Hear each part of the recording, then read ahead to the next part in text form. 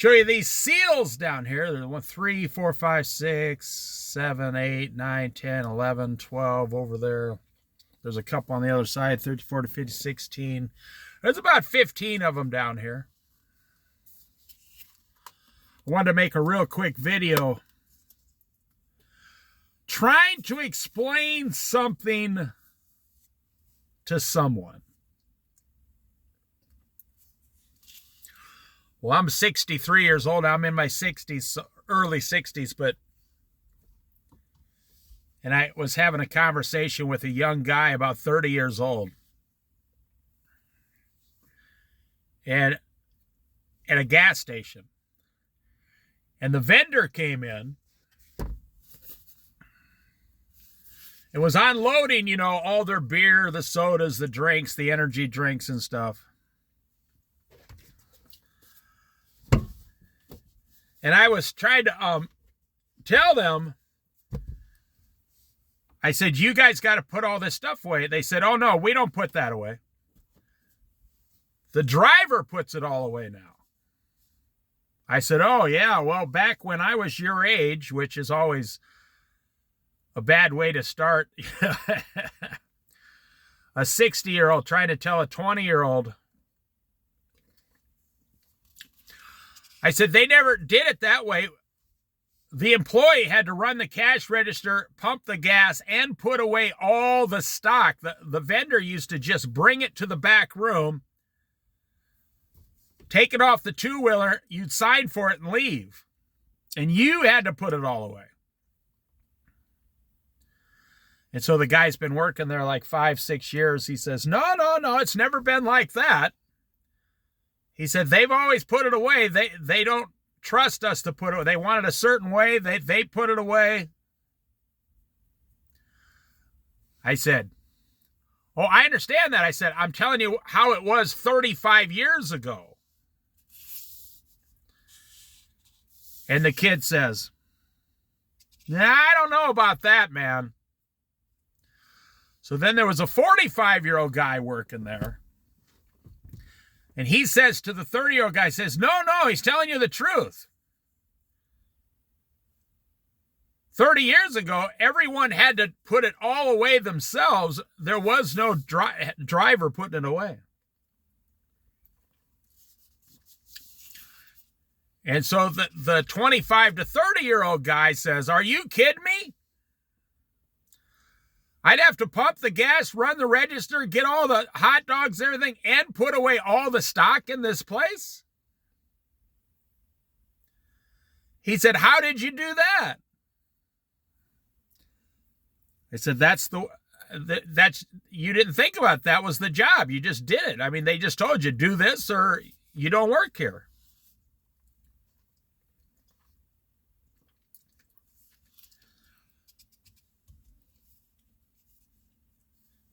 So, you know, now these guys, they're really nice guys. I talk to them all the time at the gas station when I get gas, but I mean, they're a couple good old boys, you know. Small town, good old boys, that's good. They're doing good in life. They each got a nice vehicle, place to live. They go fishing. But that's like trying to tell someone that the Bible is going to benefit their entire life for someone who is not a Christian and has never read the Bible. And has only heard bad stories about Christians and churches and, you know, Catholics and, you know, Muslims, and only heard bad stories about, you know, religion and spirituality. So, you know, a 60-year-old guy like me, I'm trying to tell a 25-year-old guy, if you start following Jesus,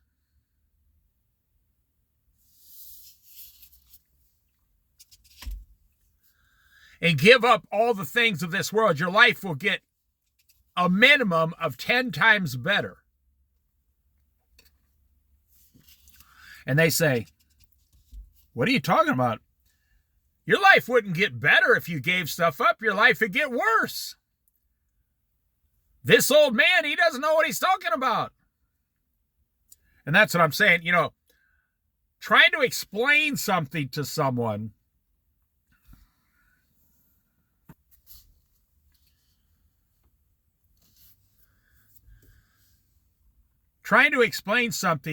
who's never had the experience themselves. You know, it's like a successful person trying to tell a younger person who is not successful how to be successful. You know, a young guy says to the older guy, the older guy says, yeah, I make $200,000 a year. And the young guy says, well, how do you do that? He says, well, I own 2 restaurants and 3 apartments, you know, rentals. And I profit $200,000 a year. And the young guy would say, well, how do I get it? How do I get into that? You know, and that's something you could never explain. That is something you could never, ever explain to someone who's never done it. You know, let's take Elon Musk. You know, he's supposed to be the world's first trillionaire coming up here, is what they said. They gave him a pay package to where he will become the world's first trillionaire in a few years. So a young guy says, how did you become the world's first trillionaire? You know, and it was only about 30 to 35 years ago he started his first business. That was it. How can you go from having nothing to being a trillionaire 35 years later? You can't explain it. Elon Musk could not sit down and explain to you how it's done. It's something you have to experience. It's something you have to do. You know, I know Christians, fellow Christians, who will argue about the Bible verses because they've never read the Bible. And the only reference they have is what they heard their minister say on Sundays, or what they thought they heard their minister say on Sundays. It's the only reference they have.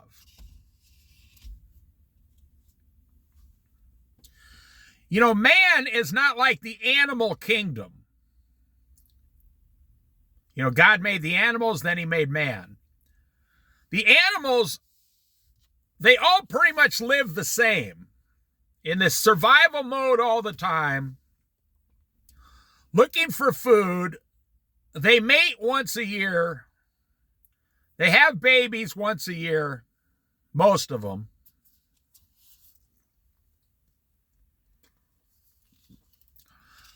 They respect each other. They have a hierarchy. You know, the older animals are in charge, and the younger animals automatically know that. And the older animals teach the younger animals what to do. Then the older animals, you know, eventually go away, and the younger animals move up and take charge. Go in. The best way to describe that is watch an elk herd. Watch a herd of elk. I have videos on my wildlife playlist here of a bunch of elk around here. But it's not really something you have to explain to animals, because they don't have a They were not created in God's image. They don't have the Spirit of God in them.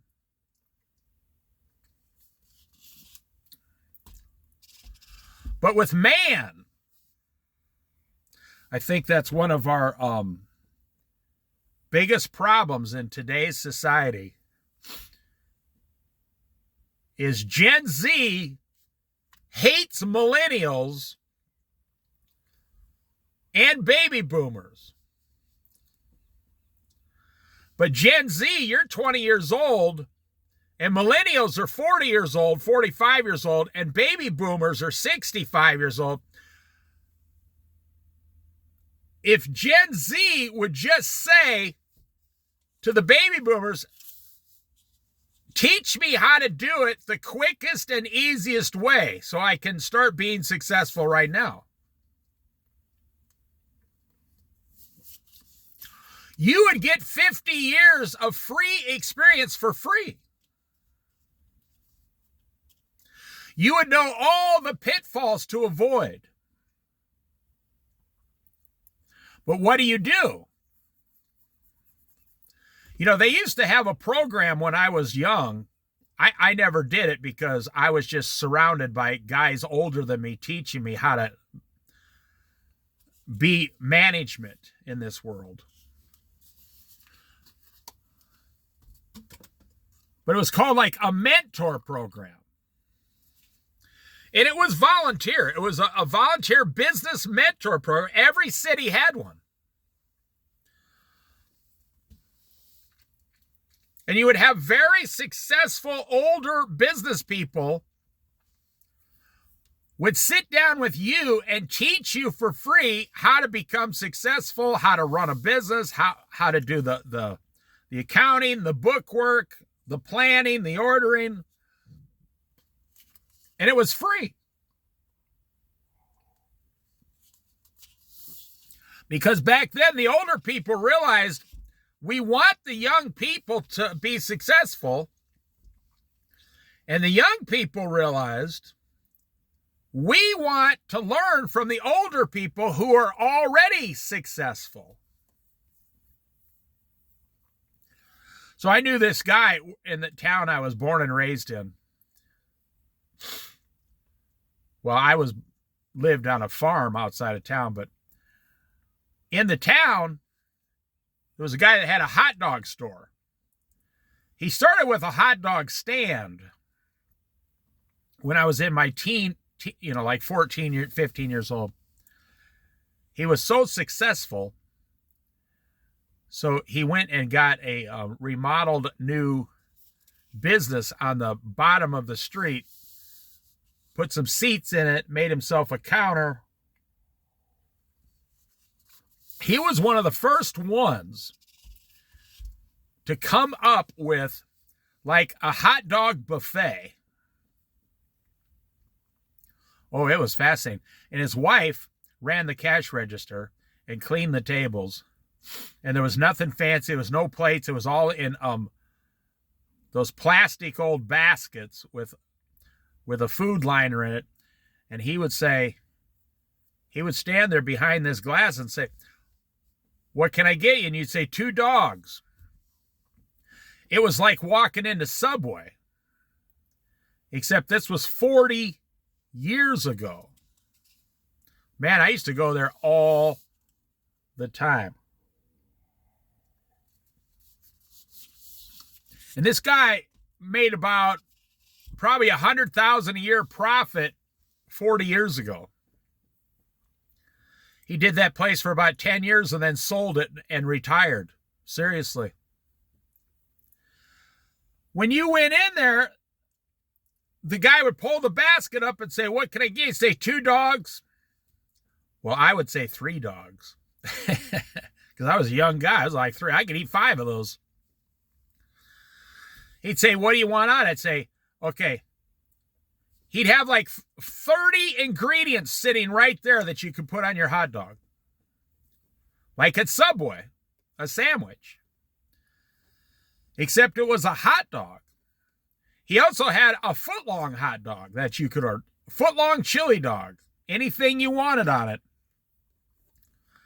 These hot dogs were 99 cents each back then, which was actually a little expensive for 40 years ago. His secret was in his chili.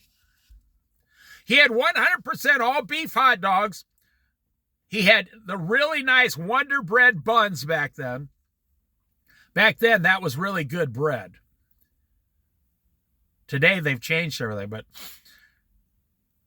the secret was in his chili, and he didn't put too much on. He would take a spoon, dip it in, and he was so good at just like someone painting a picture, just vroom, throw it on your hot dog. What else you want? I'll take some onions, sauerkraut, mustard, ketchup, relish. Give me some black olives. He had those. I mean, it went, give me some pickles. This guy had 30, 35 ingredients to put on your hot dog. Now, most people go in there, they get 3 things on their hot dog and they're done. I went in there once with my boss. My boss, you know, he was a very reserved millionaire. He says, well, he says, yeah, I've never been here. I'll try one of your hot dogs. And I was like, I'll take 3, and I want everything you got on every one. And the guy that owned the place looks at me and smiled. He knew what I was doing. My boss looked at me and goes, are you kidding me? It was the same price, 99 cents. Well, it was funny because I'd already eaten. So at the end, I paid. I said, can I get those wrapped up to go? I'm going to take them back to the employees, actually. I've already had lunch. I took them back to the girls, the waitresses and the female cooks and stuff. I said, you got to cut these up and share them. And a couple of the waitresses were like, I'm not eating those. What'd you do to them? You destroyed them. I said, well, don't eat them then. I'll eat them. You see, trying to explain something, the Bible talks about, you know, I'm not saying the person is a fool, but they are kind of unwise.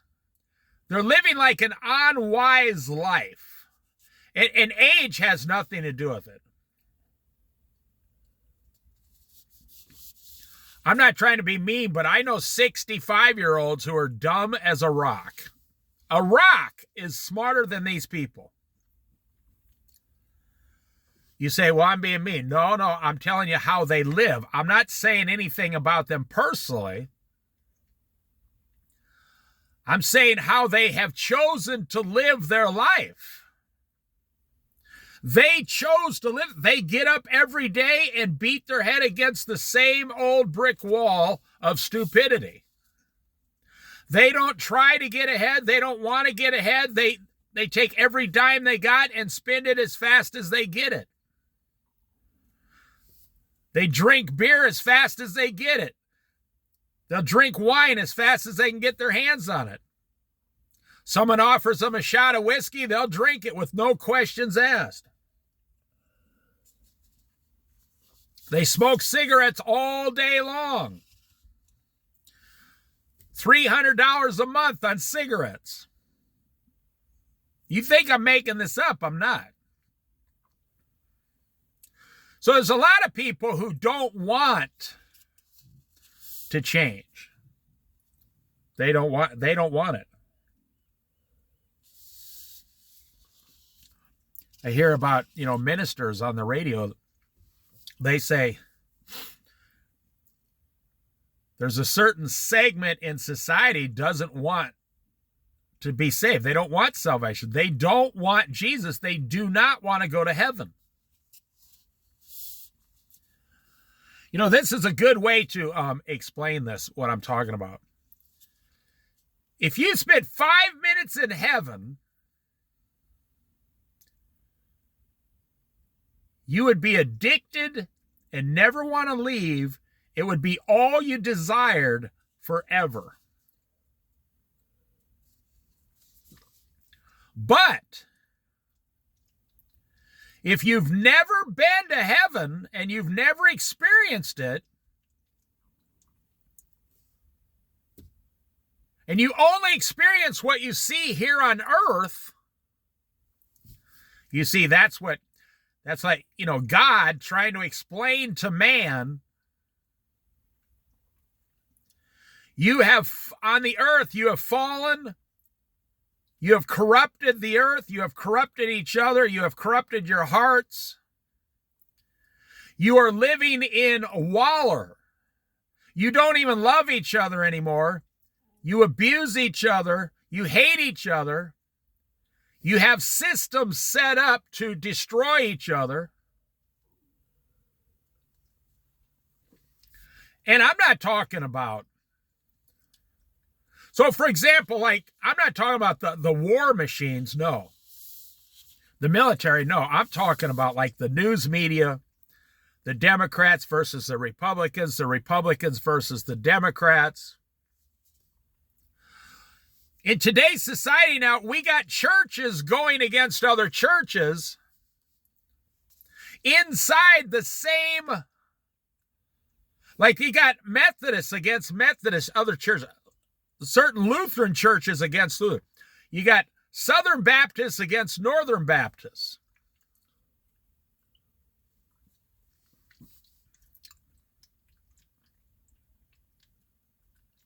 You got Catholics that are hating part of the Catholic churches. So God's up there in holiness and perfection looking down upon man. What do you think he sees?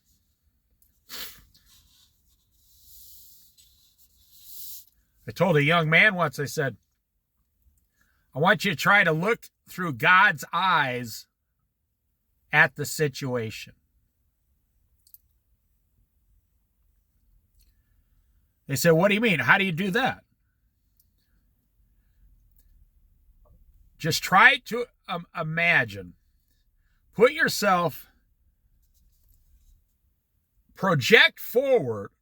I mean, try to put yourself in heaven. Let's just pretend you're God for a second and look through his eyes down upon the earth and tell me what you see if you were God.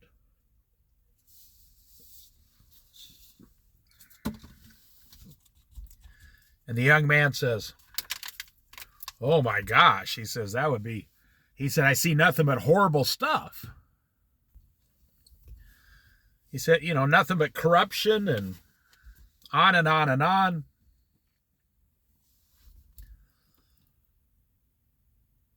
That's why Jesus Christ said, I've come to bring the good news of salvation. I have come to bring the good news of salvation.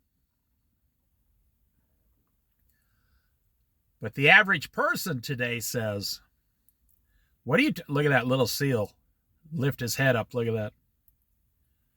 That's one of the younger baby ones. They had like 6 babies out here this year. I've been watching them the whole year.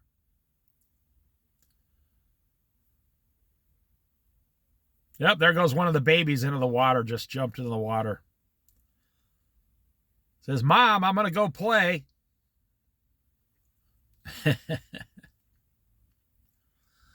I'll tell you some power.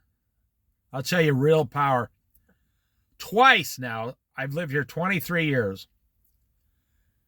And these orcas, these killer whales, seeing them on TV and stuff doesn't do justice. No. Seeing them in person, these things are huge. And they are literally killers. And when you got a pod of 5 or 6 of them moving along together. Now, they mostly stay up off the coast of Washington State. But they do move around. So twice I've seen them right here on the Siuslaw River in Florence, Oregon. And what it is, I mean, who knows what makes them go around? Mostly it's they're looking for food. And these things, so, you know, they got to travel on the ocean. They're up in Washington State. To get down here is like 300 miles.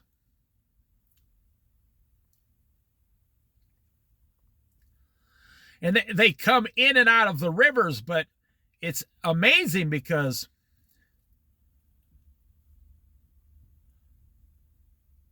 the Siuslaw River is really long.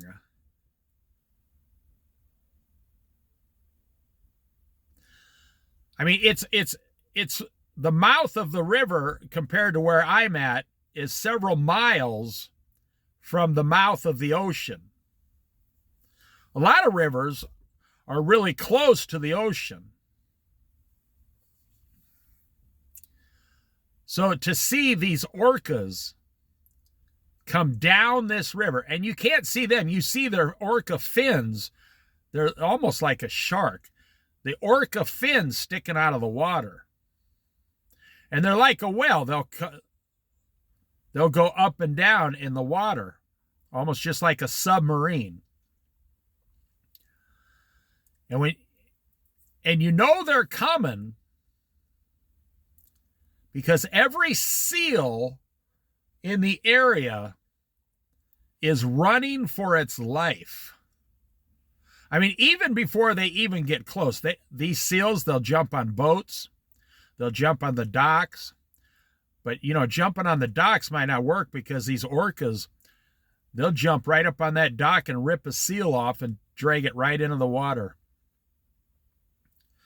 There is a video somewhere on YouTube about orca whales coming down the Siuslaw River in Florence, Oregon, if you want to look it up. It's not my video. It's some lady got a video out of it.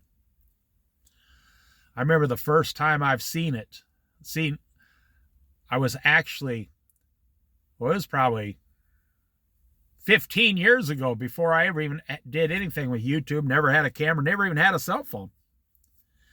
And I'm sitting out there on the docks just, you know, enjoying the day. And I look like, what is that? I thought, I mean, you know, I wasn't born and raised here. I thought it was sharks. And there was someone there, they said, oh, look, it's orcas. And they explained to me how rare it was. And these orcas, man, even when they just went past you.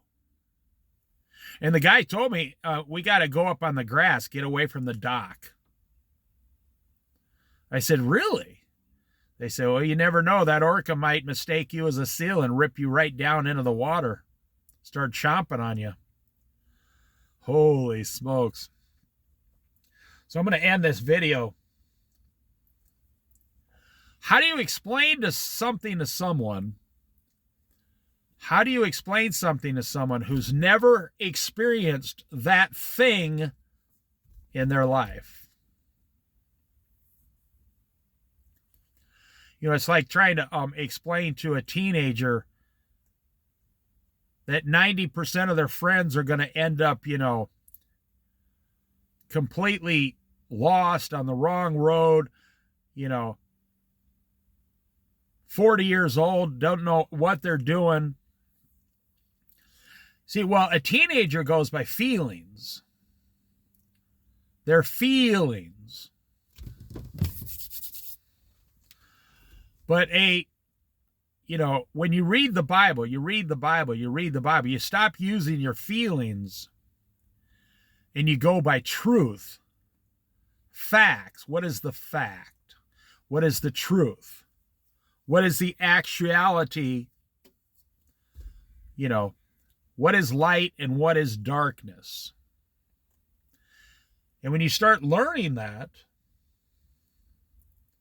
your whole life gets better instantly. See, like, I don't wake up trying to teach myself anything. I don't wake up saying my own opinion. I don't listen to myself.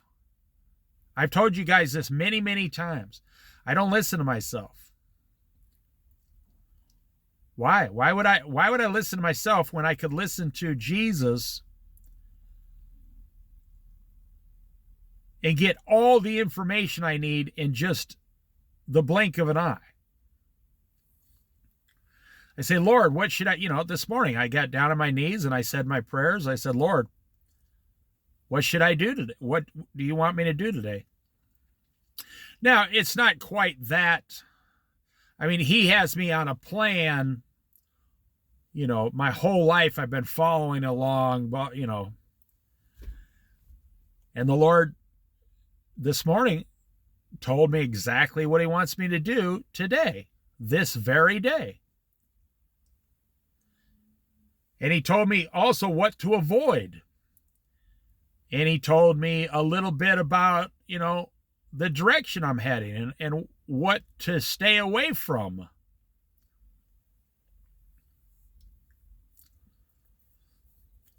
And then I do that. And then my life is 100-folded in Jesus Christ. I've talked to ministers before. And I says that, I've experienced 100-fold in Christ before. They say, no, you haven't. I say, yes, I have. They say, you must be exaggerating. I said, you're a minister. The Bible says you can experience 10-fold, 20, 30, 60, 100-fold. You can experience 100-fold. Because, now look at that other seal coming on the right side, coming over to the other one, looking at them. They're very playful. And I says to the minister, this was one guy, I was talking to him. I said, you're a minister for 25 years. You've never experienced 100-fold blessing? He said, no, I haven't. I said, have you ever heard anyone else talk about it? He said, yeah, I hear people claim that they've experienced 100-fold. And I made a joke with him. I said, well, God must like me more than you. And he laughed. He says, he just has a hard time believing that you can experience 100-fold blessing in Christ.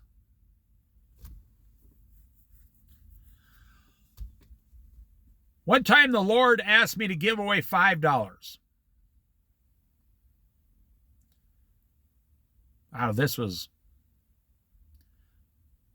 20 years ago, say. The Lord said, send this place $5. The very next month, I received a $500 raise. I'm not joking. That's 100-fold.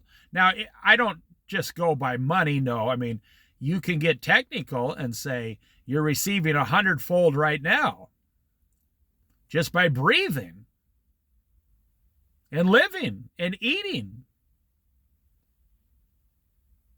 That's what I told this minister. I said, you're receiving 100-fold right now just by waking up in the morning. He said, yeah, you can measure it that way. I said, well, what other way is there to measure it? Did God not give you life today? We tend to think because someone is a minister or a pastor that they never struggle. It's been my experience that God picks the weakest, the most troubled people to become ministers and pastors. Like the guy who used to be a drug addict will become the minister. And that way, now he can help all the people that have those kinds of problems in the future. The best counselor is not the counselor who has never experienced hardship. No. The best counselor is the one who has experienced the same problems you're seeking help for. I never met this guy. This was somewhere down south. This minister and his wife lost a child at age like 6 or 7 years old. Their child got sick and died. And the minister says, this happened like 25 years ago. He was talking about it. He said, so 25 years ago, I couldn't figure out why God took my son away from me. He said, until, God's ways are not our ways. Until, he said, I went through that experience. He said he had like 4 children after that. He went through that experience of losing a child, he said, and then being a minister for 35 years, he said, I have been able to help every single person that has lost a child since then. Like, 30 or 40 people. He said, if I never lost a child, I would never understand what they were going through. And I wouldn't even begin to know how to help them. He said, do I want to lose my child? No. He said, but did God use that to help dozens of people in the future who then lost a child?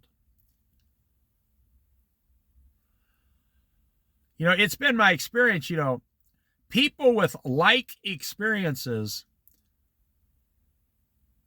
but also have mercy and compassion, they're usually the ones that will help the other people around them. And you'd be surprised, people don't need that much help. They just need a boost.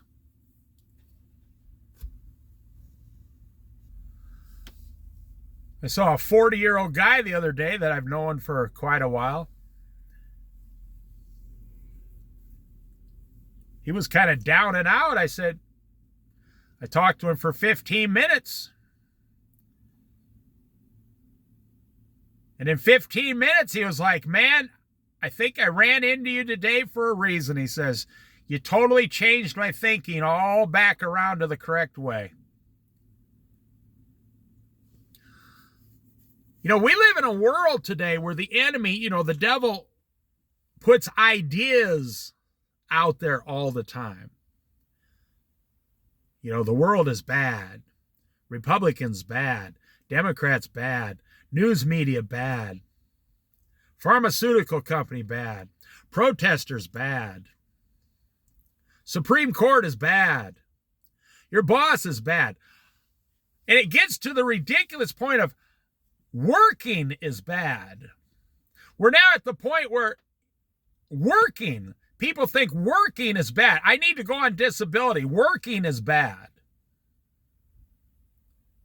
Like when I'm putting up a video on YouTube, I'm always getting ads.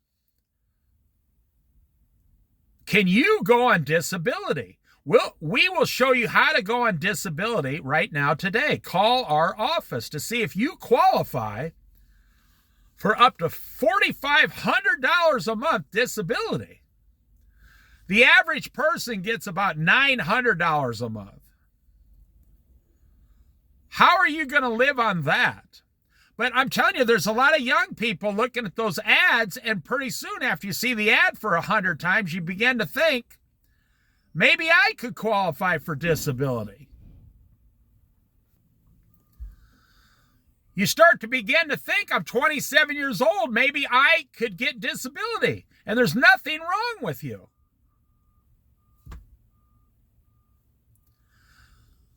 The enemy is always throwing things in your way.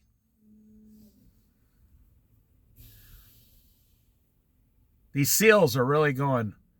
The sun's coming up, see? The sun's starting to hit them, and they're starting to warm up and starting to get feisty. That's good. Oh, they're very slow on land, but when they get in the water, no one can catch them hardly.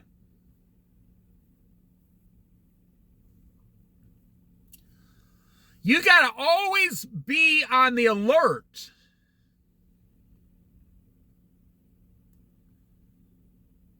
For the enemy trying to get a foothold in your life.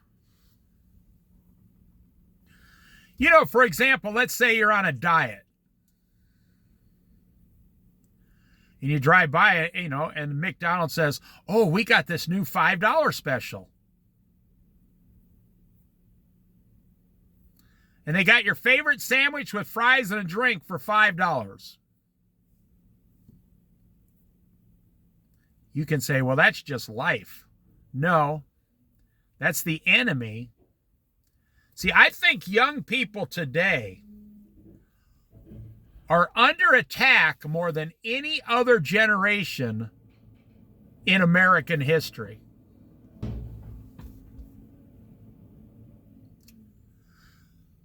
I'm listening to the garbage truck over here, emptying the big, huge canisters.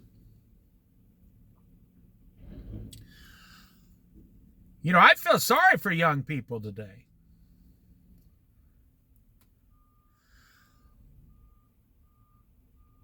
I go to this grocery store, and there's this guy there that I used to live around.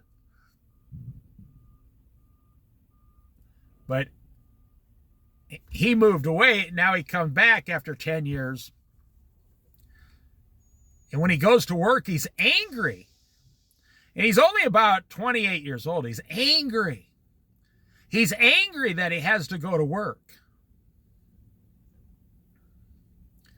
And, you know, I have a big fat mouth, and he comes over. He's like, hey, how's it going, man? I says, hey, can I say something? You seem angry. And he looks at me, he goes, I am angry. I said, why? He said, because of the system, man. He says, working here. He said, working here. He said, I got to work here for 30 more years. He said, it's pissing me off. I don't think I can do it. I said, well, actually, you got about 35 years. And he looked at me. I said, well, when I knew you at 18 and 19 years old, you were so happy back then. He said, yeah, I didn't have a job. I was living with my mom. I said, but don't you remember, you told me back then, you just want to go out and get a job making $600 a week or $500 a week and you'd be set for life. I said, now minimum wage, you make $650 a week in Oregon. And he looked at me and he said, I forgot about that. I said, you got everything you asked for. I said, you make $2,500 a week. He said, yeah, but I'm working, you know. I said, no, you're not working all the time. You're only working 40 hours a week. And he looks at me. He goes, well, that's a lot of work. I said, that's not a lot of work. I said, how many hours are in a week? He goes, I don't know. I said, it's 168 hours in a week. He goes, yeah. And you only work 40. I said, you are only working 40 out of 168 hours. And the look on his face was like, dang, you're right. He said, what am I doing with all my time? I said, you're probably spending all your time complaining. Now, he knew I was only trying to help him because we used to live by each other a long time ago. And he said, man, thanks for talking to me and setting me straight. I said, listen, you could literally work 2 full-time jobs, 80 hours a week, and still have 86 hours left in the week. He goes, when would I sleep? I said, you have 80 hours divided by 7. You'd still get to sleep 7 hours a night. You're only 28 years old. So I saw him a couple weeks later. He said, you know, I thought about what you said. He says, I actually could get 2 full-time jobs and make $1,300 a week. I said, yes, you could. And you could save $700 a week for the next 5 years and be rich.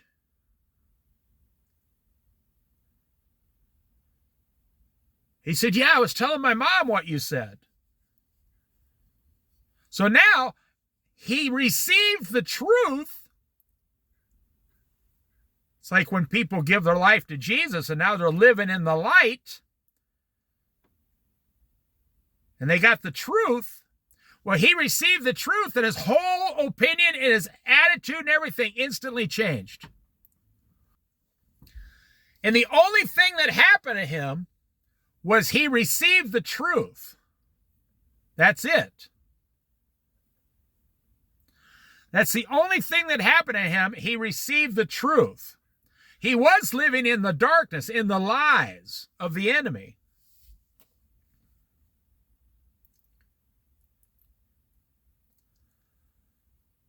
You know, I hear people online, young people, all the time in the same situation, and then they say they're now working 80 hours a week, saving like $800 a week.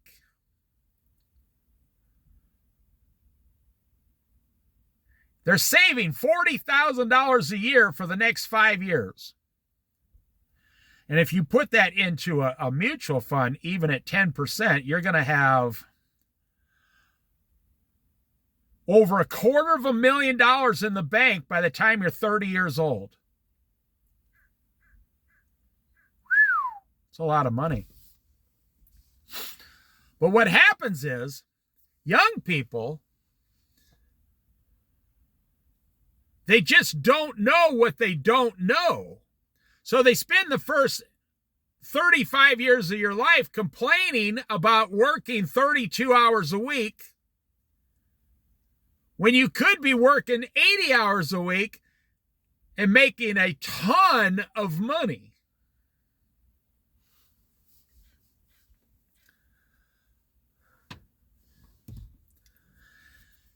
You can still easily live on $1,500 a month in America. People say, well, you can't do that in San Francisco. You know, I say, well, do you want to move to San Francisco? No. You know, I was looking at a rental apartments and houses in a certain part of Idaho. I'm not moving there. I was just looking at them. Something came up and I went over and I looked. They had a 3-bedroom, 2-bath, 2-story house in this small town in Idaho with beautiful brick exterior, a nice big yard. Now, check this out. I'm not making this up. Now, this was like 15 miles away from a city. So you'd have to drive into the city 15 miles to go to work. And in Idaho, minimum wage is only $7.25 federal minimum wage. But in this city, you could get jobs for $22 an hour, believe it or not. This 3-bedroom, 2-bath, really nice 2-story house was $1,200 a month for the rent. You rent it, $1,200 a month. And you'd have to drive 15 miles into the town to get a job, to do your work 40 hours a week. $1,200 $1,200 a month in Idaho for that house. And I was looking at one-bedroom apartments over there. They had one nice looking $600 a month. They had several for $700 a month. They had as many as you wanted for $800 or $900 a month, two-bedroom apartments. Right in the city. You didn't have to then drive. They're right in the city where you would be working for $20 an hour. Look at that little baby seal trying to get up there. Aw, that's so cute. He's like, I'm done playing, Mom. I'm back. Now he's exhausted. Look at his flippers hanging over the edge there. Well, you see, how do you explain to someone who doesn't know what they don't know? Well, you really can't. I'm going to end the video up here. I didn't think this video would go this long, actually. How do you explain to someone you can work in your big city and save $5,000 in 6 months? Then you could get in your car and drive over to this town in Idaho, get the $20 an hour job, and start living in the $700 a month apartment for 5 years. You could get 2 jobs and in 5 years save $200,000. And then you could leave that town in Idaho and go move anywhere else you wanted to go.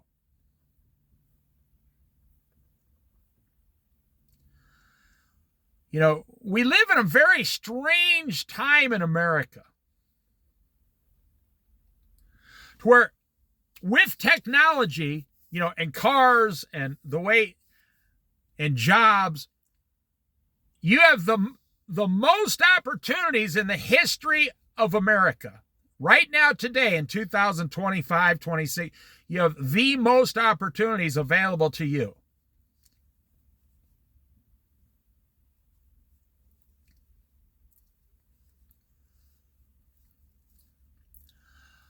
But you also have the most temptations. You know, the enemy says, well, what are you doing? Don't go to work. You want to play video games.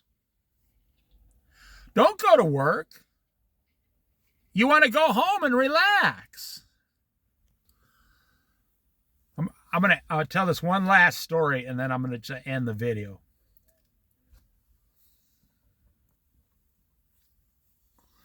I personally know this guy. He's 40 years old. And he has a small cargo van.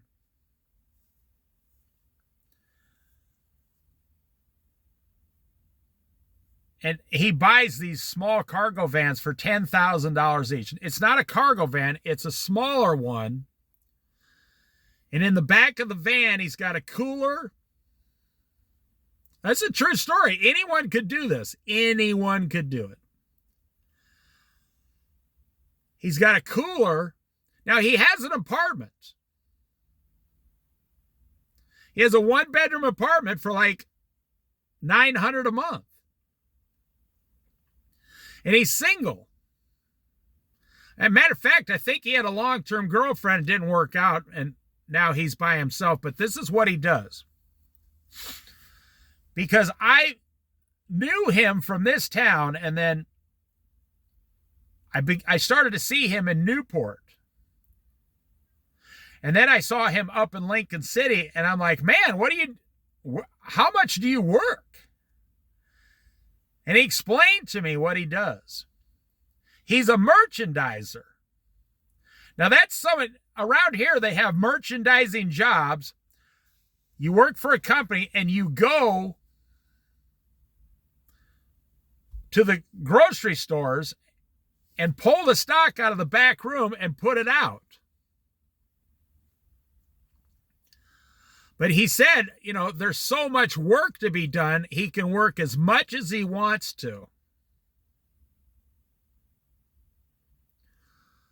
So what he does, He works in 3 separate towns. And in his van, in the back, he has a small mattress because it's a small van. The guy's like 6 foot tall, so he barely fits in the back of the van. And it's one of those shorter, just a little tiny van, but it gets, 35 miles a gallon on the highway. And he'll go to a store, then he'll go to another store, and he'll merchandise that town, and then he'll call his boss and say, I'm going up to Newport, and they'll say, okay, go to these 2 stores and do that. And then on like the weekends when nobody, is working, they say, run up to Lincoln City and do 3 or 4 stores.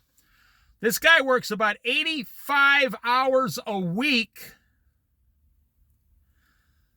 And there's one night to where he doesn't have enough time to come home. So he sleeps in the back of the van. It's so convenient. It's so convenient for him because he has that. He has a little porta potty and a cooler. So when he walks out of the grocery store that he's stocking, he just gets 2 bags of ice, throws them in there with some food, and he's done. And this guy, 80 hours, $20 an hour, is $1,600 a week, minus taxes and stuff. He brings home about $1,300 a week plus some gas money because he gets, 35 miles a gallon.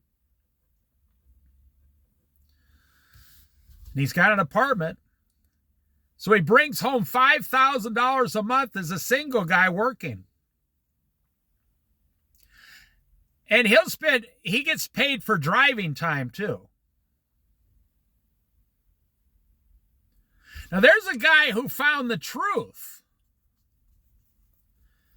There's a guy who found the truth. And he can stop anytime he wants. He can go into a store. He can go over here. His time is his own time as long as all the merchandise keeps getting put out.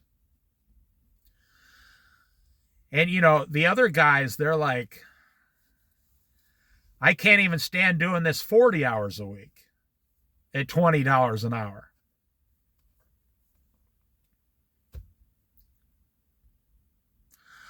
That's the problem in America today. There's unlimited opportunities. If you took Donald Trump with 0 money and put him anywhere in America, he'd put an ad in the paper, landscaping. And then he'd start getting customers called. Then he'd put an ad in the paper and say, we're hiring landscapers. And within 3 months, he would have an entire landscaping company going full blown, making himself about $2,000 a week profit. And he'd have like 10 employees. Just like that. But he'd be working about 80 hours a week. I heard a story. This is a true story. I don't know who it was, but this wasn't that long ago. This guy was in prison.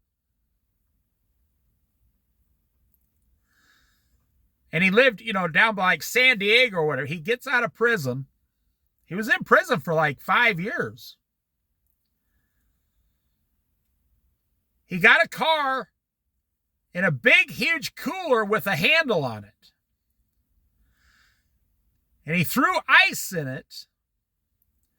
And he went to the Costco and bought like 100 ice cream bars in bulk.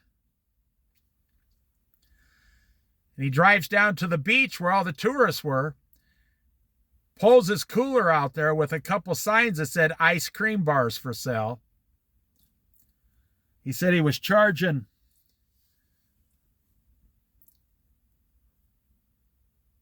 like $3 each. And he said, I was profiting $200 a day. He said, he said, I got out of jail and I went down to the beach within 1 week and I was making $200 a day selling ice cream bars underneath an umbrella, sitting in a beach chair, just sitting there 10 hours a day. I was making $200 a day sitting there. Someone had come up and say, I'll take an ice cream bar.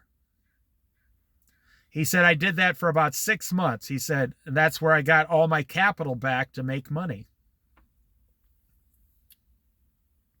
See, if you know how to do it, it's easy. If you don't know how to do it, it seems like the hardest, most difficult thing in life. But like I said, age has nothing to do with it.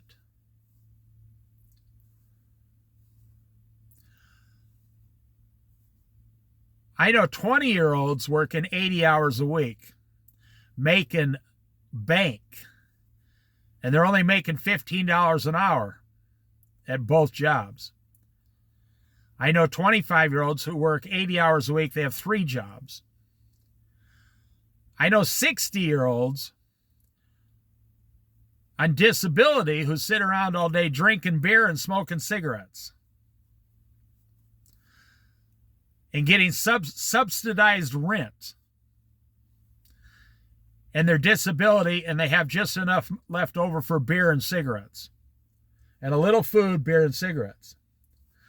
I see people every day getting fatter and fatter and fatter, and then I see the same people every morning. I come down here jogging and walking and running, or riding a bike even. Every day I come down here because the campground's over here. So you never know who's going to be here, but I've seen this one guy now here for like 3 months in a row.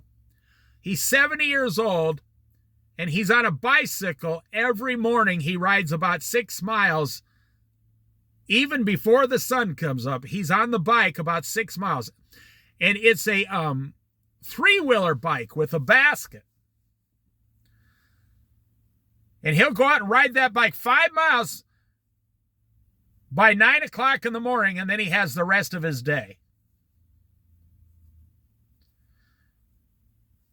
And he's over here, in like a $150,000 camper with a car. See, that guy's successful for a reason. That's why the Marines gets up at, 4 a.m. in the morning. There's this old philosophy. You want to be successful, start living like a United States Marine. You get up at 3:30 in the morning, and at 4 a.m., you're going with your whole day. And by noon, when everybody else is just going to lunch, you're completely done with everything and successful. And then you've got the whole rest of the day to do anything you want because as a Marine, you're already successful.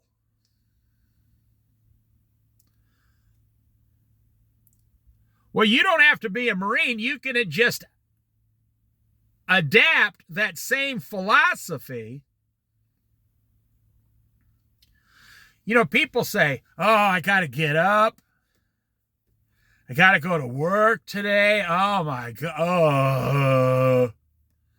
Do you like that? I'll do it again.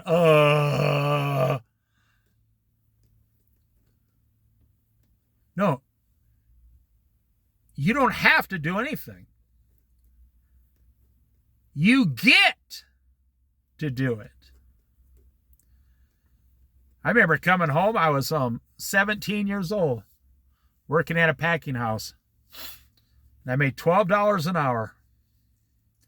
I brought home $10 an hour.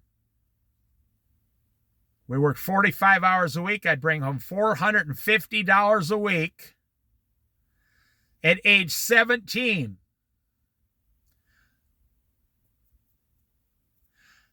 In 1979, I was bringing home over $400 a week in 1979.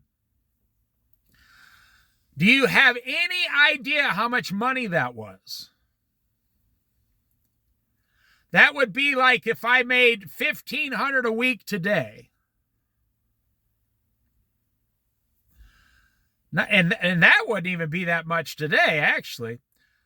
In 1979, I could buy 4 bags of groceries with meat and chicken and bacon. Bacon, eggs, beef, chicken, and pork chops. Potatoes, vegetables, fruit. I never ate rice back then, not really. Potato chips, sodas, anything. I never drank beer when I was making this money. All that was like $60 for a week's worth of groceries. I mean, I ate better than King Solomon and King David together. They never seen food as good as we had it back then. For $60 a week, 4 full bags of groceries. You just have no idea.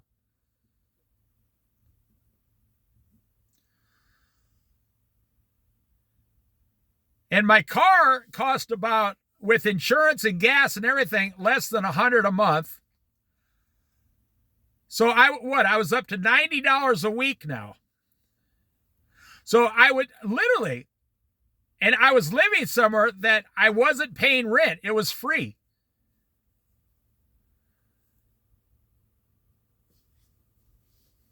I was bringing home $400 a week. I had $300 extra every single week. In 1979.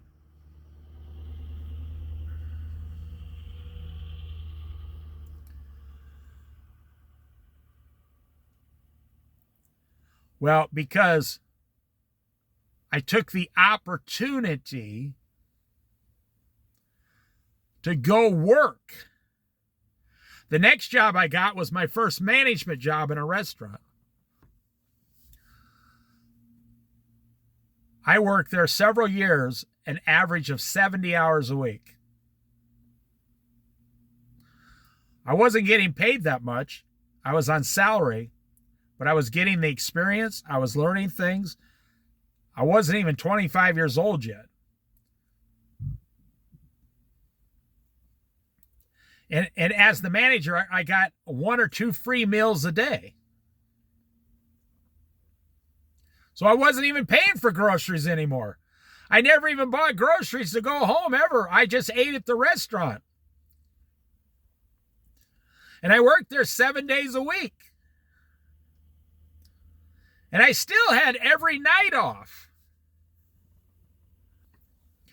And back then, you could go buy a $600 car that would last you 10 years. I remember that at car lots. You remember, for all you other old guys, you drive down the street and you see the car lot. The cars were like, the price is right in the window, $350. Remember when they used to put the price all the way across the front window? Not some little tag or sticker, no. All the way across the front window in that white, marker that would easily wash off. But say $350 for that car. $600, $800. I remember when you drive by and you'd see like $1,500 for this car, and you would think, wow, that's a really awesome car. And it would be something like a Trans Am or a Camaro or some sports car, and they wanted $1,500 for it. I used to go to those places all the time because of the way I was living. And I'd walk in and say, let me hear that car run out there. The guy'd throw me the keys and I'd start the car, and they all had carburetors, no computers, carburetors. So you'd open the hood and you'd stick your hand under there and pull the choke and vroom, vroom, vroom. You'd hear it, you let it run for a half hour, nothing's leaking, it's not exploding. You get it and say, okay, it's warmed up. I'd take it around the block a couple times. The guy'd say, you break it, you buy it. And you'd have to leave your driver's license. And I'd drive around for a couple miles and take it back. I'd say, all right, get the title. Here's $700. I'll take it. They didn't have anything like pay as you go. They didn't have, poor people pay here. No, 25% interest. No, it was cash, check, or nothing. I didn't even own a credit card. You couldn't get a credit card at that age. Only rich people had credit cards.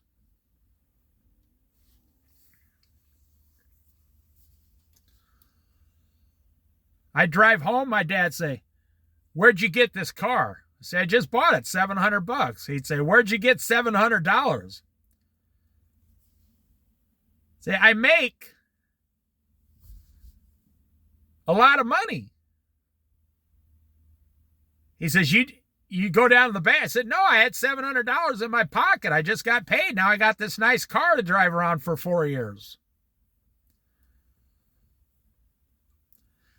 Man, that's the way it was. 4th of July, hot dogs and hamburgers. Now, I came from a non-drinking family. My family never drank. And you'd go down. You have no idea. For $35, you could buy 3 full bags of fireworks on the 4th of July. And we sit out there on the farm on the gravel road and light off. It'd take like 2 hours to light all these fireworks. I remember they used to sell these bulk bottle rockets. 144 bottle rockets for $5. Do you know how long it takes for a 12-year-old to shoot off 144 bottle rockets? And we had those old RC cola bottles. That was the name of the cola, RC. And you'd put that empty thick glass bottle out there and put your bottle rocket in it and light it off with, called those punks. Those things you lit that stayed lit for a half hour so you could light all your other stuff. I sound a little choppy now because I had to stop the camera 3 times. 5 older ladies just showed up and stood in front of the... There they go. They stood right in front of me, looking at the seals, drinking their coffee, and pulling out their 5 cell phones to get a photo. And four of the 5 of them don't know how to take a picture on their phone. They were older than me. So they're all sitting there trying to help each other how to take a photo on their cell phone.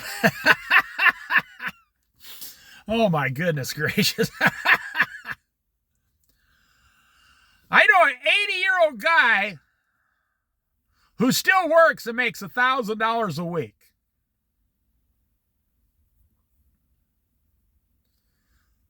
He works in construction and he's 80.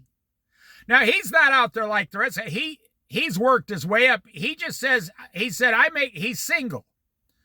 He never got married. I don't think he got married his whole life, never had kids. He just works. He's got a lot of money, too. So he doesn't have anybody to go home to. He just keeps working.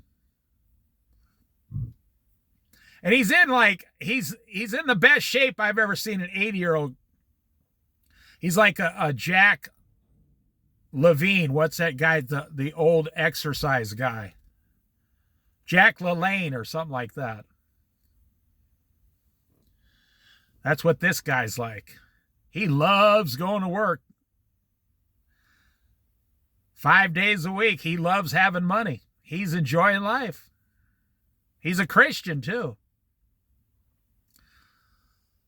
I think he even goes to church on Sundays once in a while. Because he realizes this is his life. He could go to heaven anytime. I mean, he's enjoying life. He's working. Where I was born and raised, out on farm communities, people didn't retire. No, when you turned 60, your farm was paid off. You never owed the bank anything anymore. And now you really started making the big money. You know, I'm always amazed at how Americans, as soon as they get their house paid off, they retire and stop making money. You've been paying on this house for 30 years. When it's paid off, that's when you should keep working. You see, Americans have it backwards. You want to work from 20 to 60 years old, giving the bank all your money, giving the auto company financiers all your money, giving the credit cards all your money and interest, giving student loans all your money, and then when you turn 60 years old, you want to stop working. So imagine if you could get your house paid off by 55 years old. And you were making payments of $2,000 a month on your house. Well, today it's closer to $4,000. But let's say $2,000 or $2,500 on your house. And you're like 58 years old. You should do that till you're 70, man. Now you can save $30,000 a year extra that you used to give the bank. Now you can put it into an investments. If you did that from 58 to 68, you'd have $300,000 into investments. You could change the rest of your life, your children's life, and your grandchildren's life. Well, you see, retirement is a modern day concept of technology. I'm going to end the video here. It's a modern day, I'll talk about this a little bit and end the video. Retirement is a modern day concept of technology today.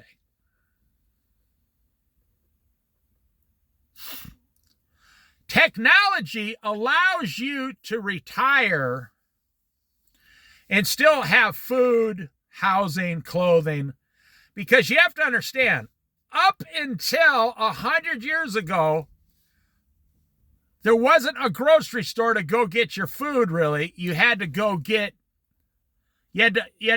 a lot of your food. 100 years ago in America, 80% of people were farmers, or 70%. Today, less than 30% are farmers, and 70% live in cities. You stop and think about that. Today, you can go down to Walmart and buy your clothes. And it really is amazing how well they fit. But 100 years ago, you went somewhere and bought material, and then you went home and made your own clothes out of the material.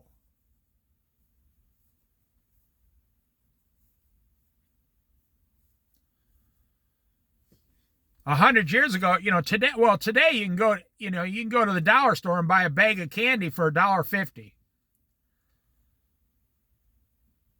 100 years ago, you got candy at Christmas, maybe.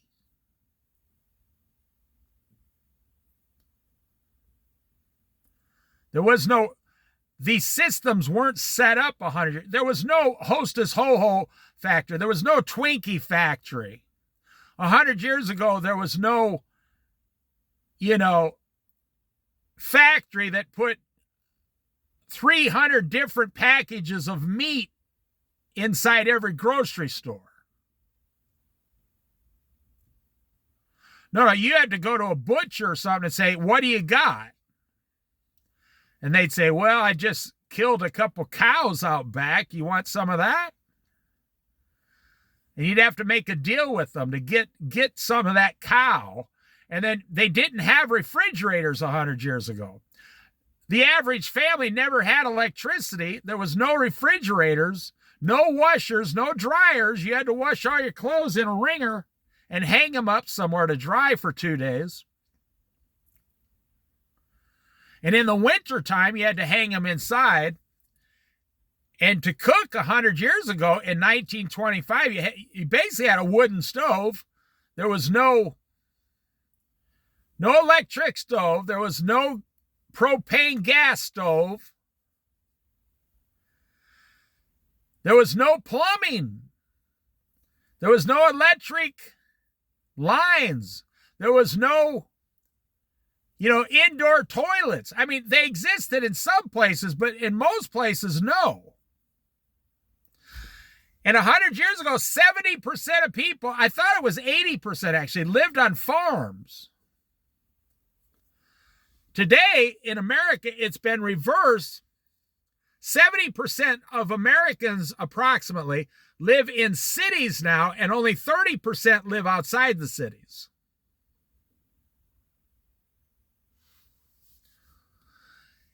And so today, we are spoiled beyond spoiled beyond spoiled.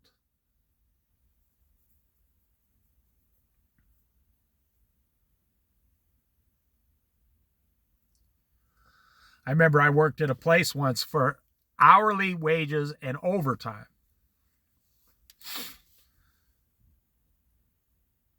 And I went to pick up my check, and the employees were like,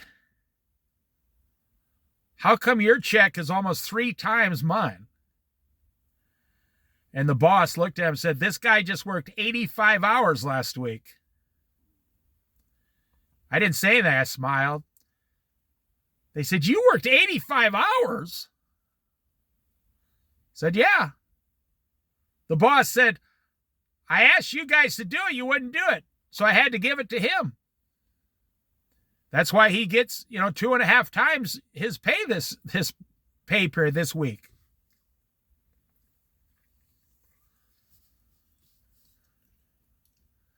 The opportunity is there, right in front of your face, right now, today. Are you going to take that opportunity? That's what I'm saying. We have in this country, everything's backwards. There's a guy, and I don't want to give too much detail. There's a guy in this town that everybody knows. He rides his bike 10 miles a day. And he's almost 75 years old. He rides his bike 10 miles a day. I see him like 5 days a week. Always in the morning. You see, the opportunity is there. He will ride about a 10-mile path from his house around this big, huge circle around the town. And by 10 o'clock in the morning, he's back home. He's got the rest of his day. And this guy, I know he's over 70. And he still runs his own small business. I'm not going to tell you what it is. He runs his own small business and goes down and still makes about $1,000 a month on this small business. Plus, I'm sure he had investments. His house is paid off. He gets Social Security. His wife gets Social Security. I mean, he's just rolling in the money. He gets like an extra $1,000 a week at age 70. Up and above what he needs.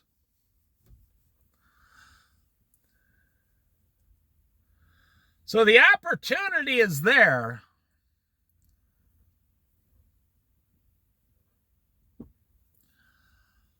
But the willpower is not there.